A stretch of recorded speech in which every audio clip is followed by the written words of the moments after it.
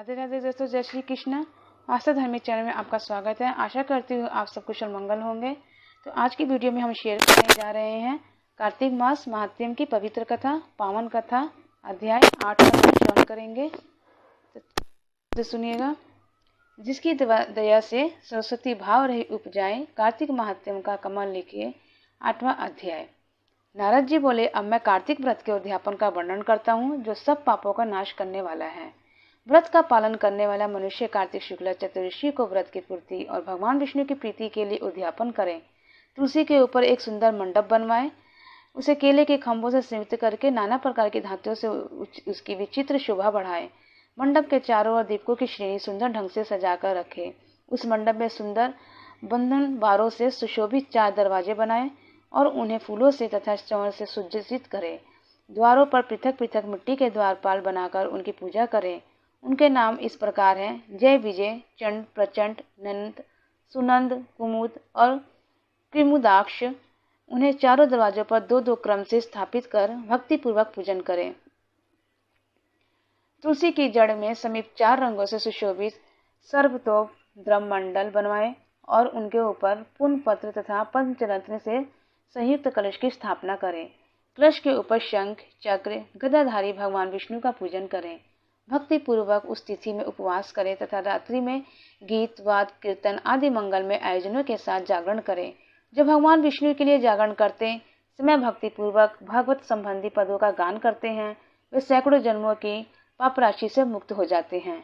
जो मनुष्य भगवान के निमित्त जागरण करके रात्रि भर भगवान का कीर्तन करते हैं, उनको असंख्य गोदान का फल मिलता है। जो मनुष्य भगवान की मूर्ति के सामने नृत्य गान करते हैं, उनके अनेक जन्मों के एकत्रित पाप नष्ट हो जाते हैं। जो भगवान के सम्मुख बैठकर कीर्तन करते हैं और बंसरी आदि बजाकर भगवत भक्तों को प्रसन्न करते हैं तथा भक्ति के रात्रि भर जागरण करते हैं, उन्हें करोड़ों तीर्थ करने का फल मिलता है।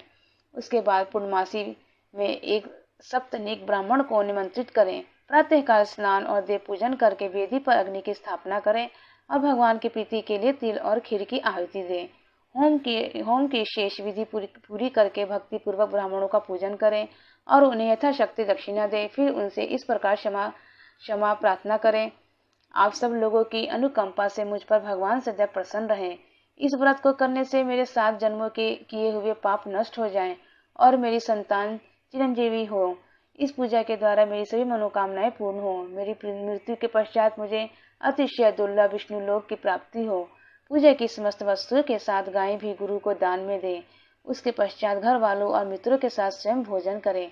भगवान द्वादशी तिथि को शयन से उठे, त्रयोदशी को देवताओं से मिले और चतुर्दशी को सबने उनका दर्शन एवं पूजन किया। इसलिए उस तिथि में भगवान की पूजा करनी चाहिए। गुरु की आज्ञा से भगवान विष्णु की स्वर्णमय प्रतिमा का पूजन करें। इस पूर्णिमा को पुष्कर तिथि की यात्रा श्रेष्ठ मानी गई है। कार्तिक माह में इस विधि का पालन करना चाहिए।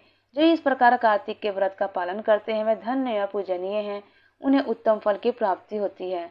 जो भगवान विष्णु की भक्ति में तत्पर हो कार्तिक में व्रत का पालन करते हैं, उनके शरीर में स्थित सभी पाप तत्काल नष्ट हो जाते हैं।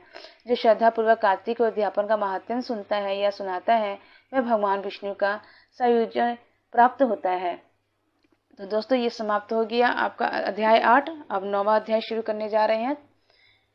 जो पढ़े सुनेगा उसे वह होगा भव से पार। श्री हरि कृपा से लिख रहा 9वां अध्याय का सार। राजा पृथ्वी ने कहा, हे मुनि श्रेष्ठ नारद जी, आपने कार्तिक माह के व्रत में जो तुलसी की जड़ में भगवान विष्णु का निवास बताकर उस स्थान की मिट्टी की पूजा करना बतलाया है, अतः मैं श्री तुलसी जी के महात्म्य को सुनना चाहता हूँ। तुलसी जी कहाँ और किस प्रकार उत्पन्न हुई, यह बताने की कृपा करें। नारद जी बोले, राजन, अब आप तुलसी जी की महत्ता तथा उनके जन्म का प्राचीन इतिहास ध्यान पूर्वक सुनिए।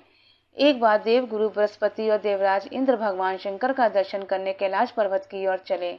तब भगवान शंकर ने अपने भक्तों की परीक्षा लेने के लिए जटाधारी दिगंबर का रूप धारण कर उन दोनों के मार्ग में अवरोध उत्पन्न किया। यद्यपि वह तेजस्वी, शांत, लंबी भुजा और चौड़ी छाती वाले गौण वर्ण अपने विशाल नेत्रों से युक्त तथा सिर पर जटा धारण किए वैसे ही बैठे थे, तथापि उन भगवान शंकर को न पहचान इंद्र ने उनसे उनका नाम व धाम आदि पूछते हुए कहा कि क्या भगवान शंकर अपने स्थान पर हैं या कहीं गए हुए हैं। इस पर तपस्वी रूप भगवान शिव कुछ नहीं बोले। इंद्र को अपने त्रिलोकीनाथ होने का गर्व था। उसी अहंकार के प्रभाव से वह चुप किसी प्रकार रह सकता था। उसने क्रोधित होते हुए उस तपस्वी को ढूंढकर कहा, अरे मैंने तुझसे कुछ पूछा है और तू उसका उत्तर भी नहीं देता। मैं अभी तुझ पर वज्र का प्रहार करता हूँ, फिर देखता हूँ कि कौन तुझे दुमिति की रक्षा करता है। इस प्रकार कहकर जैसे ही इंद्र ने उस जटाधारी दिगंबर को मारने के लिए हाथ में वज्र लिया, वैसे ही भगवान शिव ने वज्र सहित इंद्र का हाथ स्तंभित कर दिया और विकराल नेत्र कर उसे देखा। उस समय ऐसा प्रतीत हो रहा था कि वह दिगंबर प्रज्वलित हो उठा है और वह अपने तेज से जला देगा। भुजाएं स्तंभित होने के कारण इंद्र दुखित होने के साथ साथ अत्यंत कुपित भी हो गया, परंतु उस जटाधारी दिगंबर को प्रज्वलित देखकर बृहस्पति जी ने उन्हें भगवान शंकर जानकर प्रणाम किया और दंडवत होकर उनकी स्तुति करने लगे। बृहस्पति भगवान शंकर से कहने लगे, हे दीनानाथ, हे महादेव, आप अपने क्रोध को शांत कर लीजिए और इंद्र के इस अपराध को क्षमा कीजिए। बृहस्पति के यह वचन सुनकर भगवान शंकर ने गंभीर वाणी में कहा, मैं अपने नेत्रों से निकाले हुए क्रोध को किस प्रकार रोकूं? तब बृहस्पति ने कहा, भगवान, आप अपना भक्त वत्सल नाम पर सार्थक करते हुए अपने भक्तों पर दया कीजिए। आप अपने इस तेज को अन्यंत्र स्थापित कीजिए और इंद्र का उद्धार कीजिए। तब भगवान शंकर गुरु बृहस्पति से बोले, मैं तुम्हारी स्तुति से अत्यंत प्रसन्न हूँ। तुमने इंद्र को जीवन दान दिलवाया है। मुझे विश्वास है कि मेरे नेत्रों की अग्नि अब इंद्र को पीड़ित नहीं करेगी। बृहस्पति से इस प्रकार कहकर भगवान शिव ने अपने मस्तक से निकाले हुए अग्निमय तेज को अपने हाथों में ले लिया और फिर उसे क्षीर सागर में डाल दिया। तत्पश्चात भगवान शंकर अंतर्ध्यान हो गए। इस प्रकार जिसको जो जानने की कामना थी, उसे जानकर इंद्र तथा बृहस्पति अपने अपने स्थान को चले गए। तो दोस्तों, ये समाप्त हो गया अध्याय 9। तो दोस्तों, हमारे चैनल से जुड़े रहने के लिए हमारे चैनल को सब्सक्राइब करके बेल आइकन को जरूर प्रेस करें और अगर आपको कोई संदेह हो तो कमेंट बॉक्स में जरूर पूछें। और अगर आपको हमारी ये वीडियो अच्छी लगे तो लाइक शेयर करना ना भूलें। जय श्री कृष्ण, धन्यवाद।